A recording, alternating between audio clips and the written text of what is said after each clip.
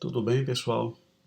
Hoje vamos dar prosseguimento ao curso, de Fundamentos de Sistema de Informação, com uma nova abordagem, mais na gestão de TI, tá?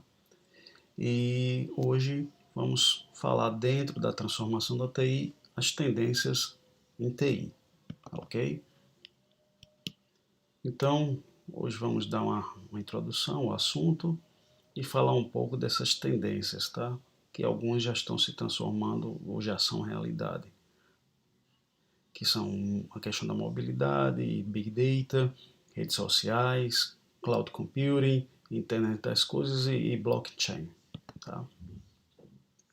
Só vou lembrando que essa aula, na verdade, tá, é uma introdução a essas novas tendências. Isso daí é uma maneira de despertar em vocês, tá, para essas questões e já procurando durante o curso já se adequar e entender essas tendências aí e, se possível, usufruir do conhecimento sobre elas para conseguir garantir o futuro de vocês, tá ok? Então vamos lá, tá?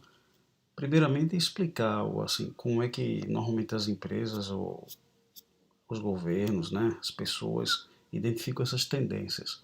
Normalmente são a partir de observação de modelos, através do Gartner, Nexus ou do Instituto IDC ou outras instituições, certo? Que mostram as tendências na área de TI e em outras áreas, tá?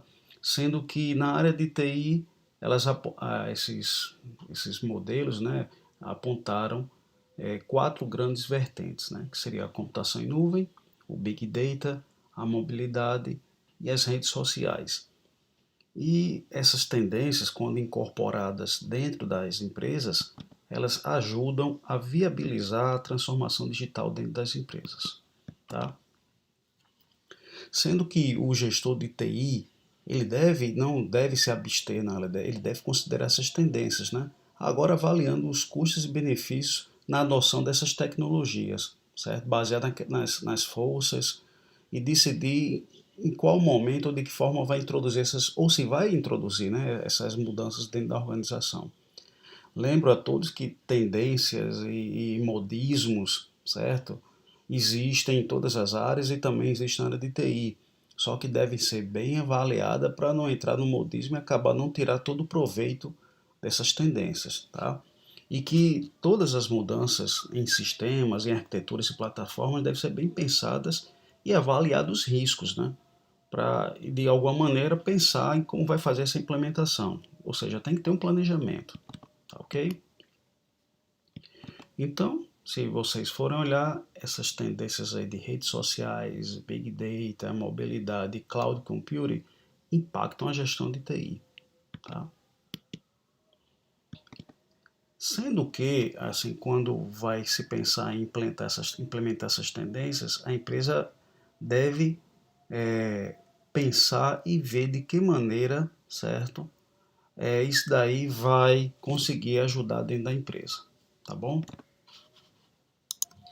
Então, no quesito de mobilidade, as empresas hoje em dia estão precisando de tempo de acesso em tempo real, certo? Às suas aplicações corporativas, de maneira que a tomada de decisão seja mais rápida, e seja feita em qualquer hora, em qualquer lugar. E esse requisito deixa claro que um dos principais viabilizadores da empresa em tempo real é a mobilidade, Porque é através da mobilidade que consegue usar ferramentas corporativas em praticamente qualquer lugar. E o ambiente móvel habilita a empresa a trabalhar em tempo real, tá? Então, as tecnologias envolvidas com mobilidade são capazes de dar acesso a aplicações através da internet, sendo que a telefonia celular é a tecnologia mais bem sucedida, popular e madura, que é utilizada para garantir essa mobilidade, certo? Então, a telefonia celular foi quem expandiu a mobilidade até determinados níveis que a gente não imaginava há algum tempo atrás, certo? Além disso, a simplicidade introduzida com as interfaces gráficas, usando padrões de usabilidade, suporte a comandos de voz e dispositivos de entrada e saídas, é realmente algo muito interessante. É algo que a gente não imaginava. Sair daquele celular que você só fazia ligações e depois começou a mandar mensagem para o que a gente tem hoje é realmente um pulo muito grande. Tá? Então, diferentes tecnologias para a difusão das ondas eletromagnéticas são usadas, certo? E também a compressão de informações e sua distribuição foram utilizadas ao longo do tempo. Se vocês forem olhar esse gráfico aí, né? Vocês veem como o mundo mudou da internet desde a implementação do 1G até o 5G, né? O 1G, que foi lá nos anos 80, só tinha a voz analógica. O 2G apareceu a voz digital e apareceu o envio de mensagem de texto. O 3G, que é a banda larga, né, que foi introduzida, possibilitou a internet móvel. E o 4G, certo, foi que garantiu alta velocidade, permitindo a gente usar aplicações que antes não usava. E agora com 5G, a conversa vai ser mais rápida entre as máquinas e vai garantir o uso da internet para praticamente quase todas as coisas, tá? Então, a tecnologia 5G, que desde 2008 está em fase de implementação em alguns países, vai abrir portas para aumentar o tráfego dos dados nos próximos anos. Tá? Então, em termos de mobilidade, as demandas mais comuns dos usuários no ambiente corporativo pode ser dividida em basicamente duas classes. No nível gerencial, para ter acesso a tempo real a informações críticas do negócio, e nível operacional, para a adoção de aplicações móveis pelos profissionais que estão em campo. Um exemplo disso daí seria a força de vendas, né? Que consegue fazer a vendas e consultar indicadores em tempo praticamente real. Tá? E vocês vão ver também que a rápida expansão da plataforma de dispositivos, surgimento de novos aplicativos, também podem trazer dificuldade para a gestão de TI, certo? Visto que boa parte das ferramentas de gerenciamento não está pronta para gerenciar dispositivos como, por exemplo, os smartphones. Então é importante nessa hora ter uma política de segurança boa, mesmo sabendo que ela vai ser mais complexa, porque vai começar a pensar nos aspectos profissional e pessoal no uso dos dispositivos, certo? Mas isso daí é necessário, tá? Porque são novas demandas que estão aparecendo, então a empresa vai ter que se adaptar, criar políticas de segurança mais complexas, mais aderentes a essa nova realidade, tá certo? O próximo item aí, a próxima tendência é o Big Data, né? Que normalmente é associado a grande volume de dados, né? Mas sendo que isso não é só uma característica do Big Data, né? O pessoal usa o que a gente chama de 3Vs, né? Que é volume, variedade e velocidade, que são três características do Big Data. Em alguns acrescentam ainda um quarto V, né? Que é a veracidade. E ainda existe o quinto V, certo? Que é o valor, que é resultante dos Vs anteriores. Então, isso daí são características do Big Data, né? Então, esse desenho aí, ele mostra bem os quatro V's associados ao Big Data, né? Que é o volume, velocidade, variedade e veracidade, certo? Que geram o valor do Big Data, tá? Sendo que muita gente pensa, quando fala logo em Big Data, em volume, mas na verdade não é o aspecto mais complexo, certo? Na verdade, a gente já tinha, antes do Big Data, a gente já tinha banco de dados que conseguia trabalhar com um grande volume de dados. O aspecto mais complexo do Big Data seria o quê? A falta de estrutura, né? Porque a gente sai daquela análise estruturada para banco de dados, certo? Então, essa falta de estrutura é que dificulta a análise para conhecimento, inovação e valor através do Big Data, né? Sendo que Davenport, um autor da área de sistema de informação, reforça que a variedade e o volume são variáveis tão ou mais importantes que a variável volume. Tá? E lidar com variedade é mais difícil do que lidar com grandes volumes. Tá? Porque o Big Data utiliza-se de formatos completamente diferentes uns dos outros, de imagens, de áudio, certo? De números. E a velocidade, por sua vez, exige da organização que os processos de negócio afetados sejam responsivos na velocidade em que os dados são analisados. Né? Isso daí é também algo complexo. Tá? Outro aspecto importante, tratando de Big Data, são as fontes de dados, né, para o Big Data. As fontes deixam de ser somente aqueles sistemas empresariais internos da empresa E agora está aberto a celulares, computadores, redes sociais e sensores. E isso daí complica quando a gente fala da integração de dados, né? Porque a gente começa a pegar dados capturados de diversas fontes. Além de capturar, a questão também da transformação e como exportar isso daí. Tá? Então, se a gente pensar hoje em dia, sensores, telefones celulares, computadores, redes sociais, geram uma grande quantidade de dados que precisam ser tratados. E esses dados são dinâmicos. E muitas vezes só faz sentido o tratamento dentro de uma determinada janela de tempo. Porque se não for agilizado esse processo, ele acaba perdendo valor, aqueles dados. Né? Então, os sistemas de Big Data precisam considerar esse aspecto e utilizar tecnologias que possam possibilitar rapidamente o tratamento de dados para que ele possa ser utilizado, aqueles dados. Tá? Então, se você imaginar o Big Data, ele está nesse desenho aí, né? Sensores, celulares, computadores, redes sociais, todos esses são máquinas, mecanismos que geram fontes de dados que o Big Data tem que tratar. Tá? E o que é que o pessoal está fazendo, no caso, para tratar isso daí, esses dados de maneira mais rápida? A inteligência artificial, né? Que é uma espécie de tecnologia que classifica os dados, identifica padrões e faz a realização de predições em grandes conjuntos de dados, né? Que é o caso do Big Data. Um exemplo bem interessante aí é o contexto das cidades inteligentes, né? Que o uso do Big Data da inteligência artificial pode aumentar a capacidade de compreensão acerca de problemas que surgem nas cidades, né? E ajudar na tomada de decisão na construção de cidades inteligentes. Tá? Outro conceito muito importante relacionado à inteligência artificial Big Data é o aprendizado de máquina. Né? Ele evoluiu do estudo do reconhecimento de padrões e da teoria de aprendizado computacional e inteligência artificial, certo? E o Big Data, usando inteligência artificial, aprendizagem de máquina, né, e o uso de banco de dados que trabalha com vários tipos de fontes, é uma alavancagem natural da transformação digital, né? E o foco passa a ser a transformação dos dados gerados e disponíveis na web na busca por oportunidades de negócio, né? Então, os dados, através do Big Data, passa a ser o motor da organização digitalizada, né? A maneira que ela consegue obter os dados, tratar e responder às demandas dentro do tempo mais rápido possível, tá? Sendo que o Big Data também tem um impacto grande na gestão de TI, né?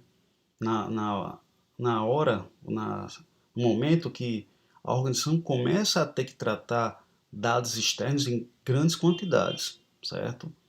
Para estimular ou para desenvolver as ações estratégicas ou mesmo para avaliar cenários, né, de competitividade. Portanto, é natural as empresas começarem a pensar num portfólio de projetos de Big Data, como uma parte importante da atuação da TI dentro da empresa. Tá? E uma matriz de objetivos e estágios de aplicação facilita a criação do portfólio de Big Data. Davenport reforça que antes de usar o Big Data é necessário saber como o Big Data se encaixa no negócio. Ou seja, não é só pegar aquele modismo ou essa tendência e implantar na empresa, não. Tem que planejar, implementar isso daí e ver como é que o Big Data vai se encaixar no negócio. Senão vai ser um gasto muito grande de dinheiro que não vai ter um impacto grande na empresa, né?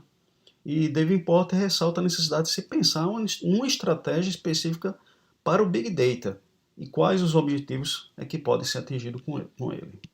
Tá?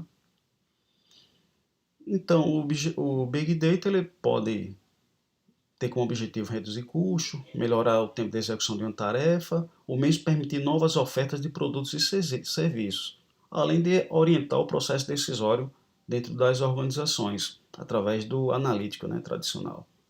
Tá?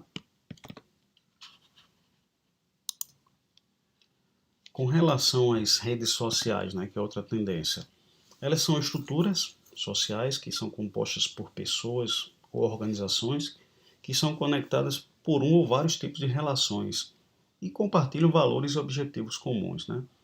Sendo que uma das características fundamentais na definição das redes é a sua abertura e porosidade, né?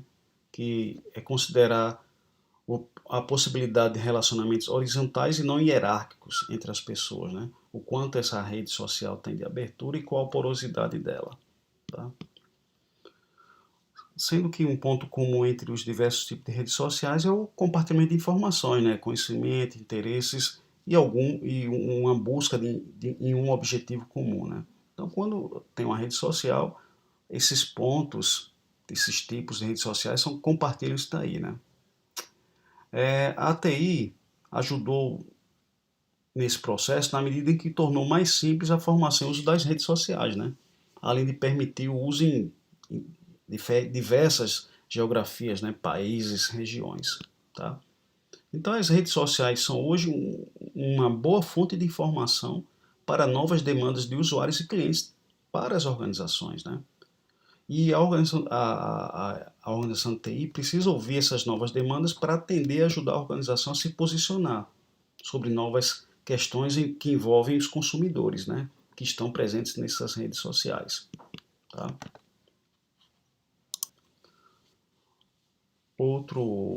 Outra tendência, que na verdade já é uma realidade, né, mas ainda não está sendo muito utilizada ainda tem campo para expandir, é a computação em nuvem ou a cloud computing, né? Que essencialmente é o que? É um modelo baseado no senso de utilidade, né? Que são serviços essenciais, como água, eletricidade e gás natural, certo? E um contrato de aluguel que você faz pelo uso da computação em nuvem pode incluir esses serviços como um valor mensal ou parte deles, né? Então, a partir de que você utiliza a computação em nuvem, para a TI, ela é um utility, né? Nicholas Kerr, né, em 2008, sugeriu que a computação em nuvem seria uma nova revolução da tecnologia da informação. Tá? E essa revolução está recriando a indústria, a sociedade e a cultura. Ele explicou, né, nesse livro, nesse artigo, na verdade, que depois virou um livro, que as grandes mudanças estavam acontecendo com a TI. Né? Segundo o Kerr, usinas gigantescas de processamento de dados, que são conhecidos, são os data centers, né, são plugados à internet e estão bombeando informações e código de software para nossas casas e nossas indústrias. Segundo o Kerr, a computação barata fornecida como serviço público vai acabar mudando a sociedade tão profundamente como a eletricidade. Né? E de acordo com essa mudança sugerida pela computação em nuvem, os recursos de TI armazenados dentro das organizações agora serão acessados via nuvem, né, via a internet, né? E esse conceito conhecido com o conceito de nuvem pública, que seria o uso da internet e recursos de TI nas nuvens, né? Então a gente vai, nesse caso, passa de um acesso através de uma rede local aos recursos de TI, agora esse acesso ele é através das nuvens aos vários recursos de TI. Tá? Sendo que esses recursos de TI podem ser físicos ou virtuais, baseados em software como servidor virtual ou baseado em hardware como servidor físico. Um conceito decorrente da computação em nuvem é o conceito de serviço de nuvem, que trata de qualquer recurso de TI que é acessado via remoto, né, através da nuvem. O NIST define a computação em nuvem através de algumas características, que seriam amplo acesso à rede, que você consegue acessar a rede através da internet, né? Rápida elasticidade, ou seja, você pode aumentar o seu processamento, a sua memória através da necessidade de aumento do consumo. Autosserviço sob demanda, ou seja, dependendo da sua demanda, você vai gerenciando serviço. E um pool de recursos que é disponibilizado através da nuvem. Certo? Então, são as características essenciais da nuvem segundo o NIST. Tá? Que seria esse desenho aí.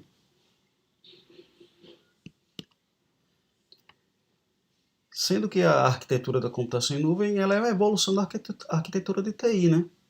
Que é aquela arquitetura que de início era uma arquitetura baseada em computadores mainframe, depois se tornou descentralizada com a adoção do modelo cliente-servidor e depois voltou a ser centralizada com a adoção da computação em nuvem, né? Sendo que a arquitetura centralizada, ou seja, mainframe, o foco dela era a melhor utilização dos recursos, né? Na época, a visão era que deveria ser otimizado para o uso de recursos que eram muito caros na época, né? E a flexibilidade para o usuário ficava em segundo plano.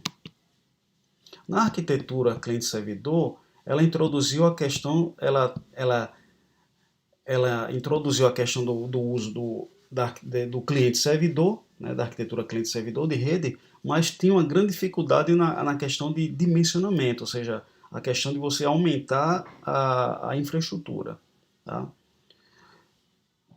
Porque os aplicativos e a infraestrutura toda era fornecida de uma forma independente nessa arquitetura. Então você tinha dificuldade de fazer um planejamento de capacidade.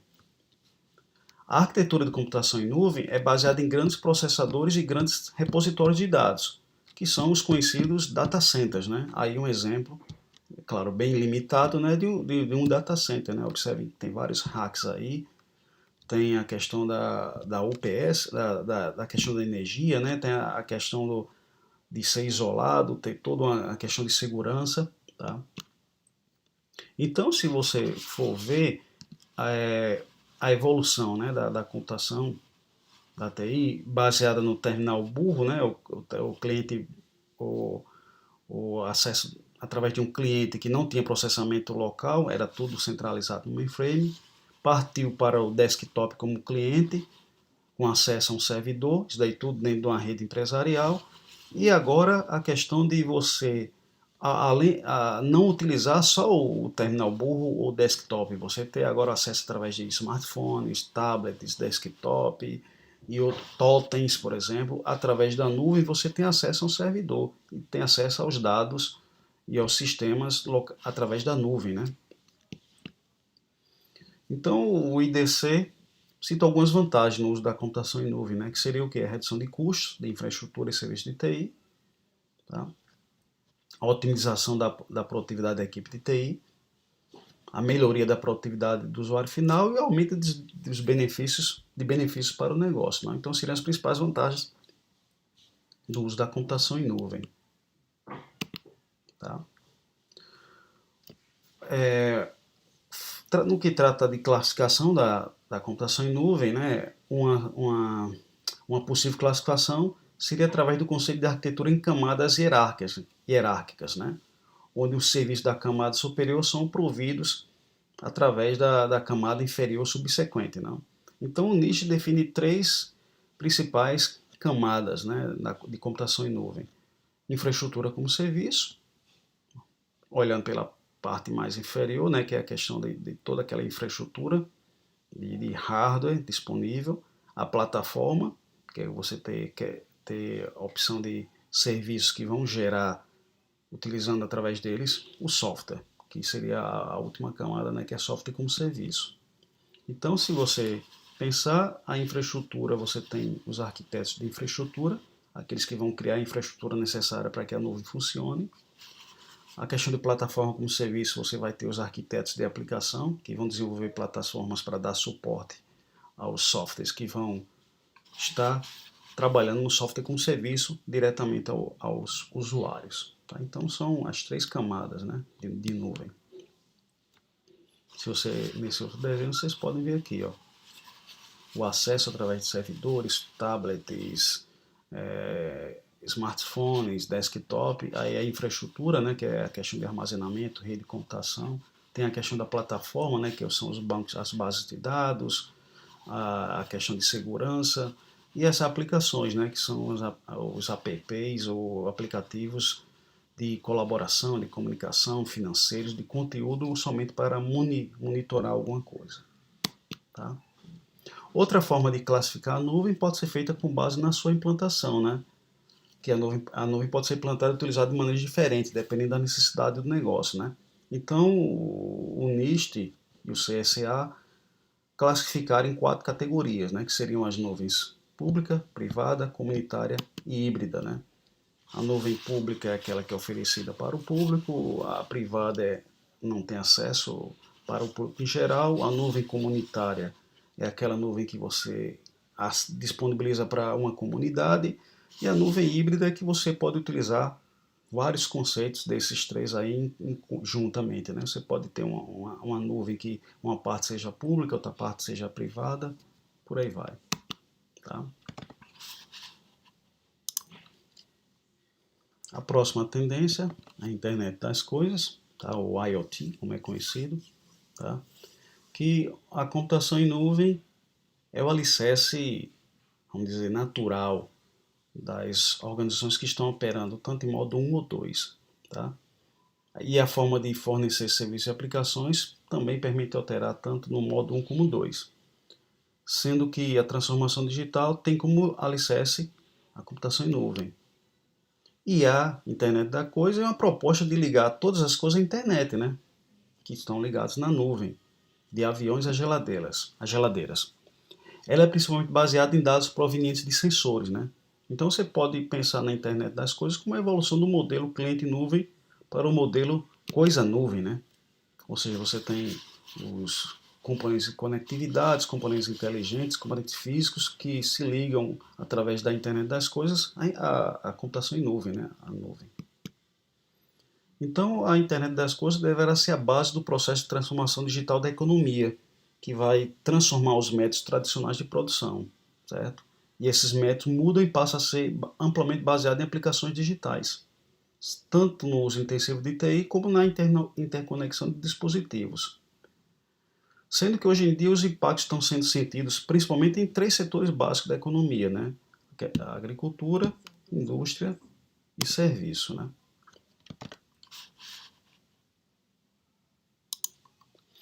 E a última tendência que iremos falar, né, que é o blockchain, né? Que é uma tecnologia que ela utiliza a descentralização como medida de segurança, por incrível que pareça, né? Se falasse isso algum tempo atrás, seria bem paradoxal. E hoje em dia ainda é, né? Então, essencialmente, o blockchain são o quê? São blocos de registro de dados que são distribuídos e compartilhados que têm a função de criar um índice global, onde podem correr todas as transações em um determinado mercado, né? Essa tecnologia de blockchain, ela funciona como um livro-razão, onde você vai registrando tudo o que acontece, só que de forma pública, compartilhada e universal. Tá? E ela cria um consenso e confiança na comunicação direta entre duas partes, sem a necessidade de intermediação de terceiros. Essa tecnologia blockchain funciona como uma rede de blocos, né, que são encadeados de maneira segura, que sempre carregam um conteúdo junto a uma impressão digital, certo? No caso do Bitcoin, né, esse conteúdo que ele trafega, né, que ele leva na impressão digital é o conteúdo da transação financeira, né? E o bloco posterior vai conter a impressão digital do anterior, mais seu próprio conteúdo, e com essas duas informações vai gerar uma impressão digital. E assim por diante, que pode ser mostrado nesse índice aí, tá? Nesse desenho aí, que mostra todo como é que funciona, desde da requisição até a adição de outras transações. Tá, pessoal? Então, finalizamos aqui a nossa aula. Espero que vocês tenham entendido aí, visto aí essas tendências. Eu peço que vocês deem uma lidazinha, se interessar por alguma, comecem a estudar, que são tendências, mas que já estão batendo na porta de vocês aí. É importante que vocês conheçam, no mínimo, essas tendências aí e, se possível, se dedicar. Então, as referências, né? O livro do Nicholas Kerr, A Grande Mudança, Reconectando o Mundo, de Thomas Edison ao Google, né, onde ele fala da questão do uso da internet. O livro do Thomas Davenport, né, Big Data no Trabalho, onde ele explica de maneira bem interessante o que é a Big Data. Essa reportagem aí do Elton Simões Gomes, que fala da rede 5G. E o livro que a gente está adotando como livro básico, o livro do professor Dr. Manuel Veras, sobre gestão da TI, tá? Onde ele muda aquele foco dos livros anteriores a ele, que falam mais sobre sistema de informação e esquecem a gestão de TI de lado. Tá? Então, finalizamos a nossa aula. Tá? Se alguém tiver alguma dúvida, pode entrar em contato através do YouTube, mas não esqueça de deixar lá seu comentário, certo? Quem for aluno da minha turma de Fundamentos de Informação, lembre-se que os comentários e a identificação é importante para que possa ser marcada a sua presença, certo? Que você leu, assistiu esse vídeo, tá? E se tiver dúvida, coloque lá suas dúvidas e comentários, tá? Não esqueça. Então, até a próxima, pessoal. Um abraço.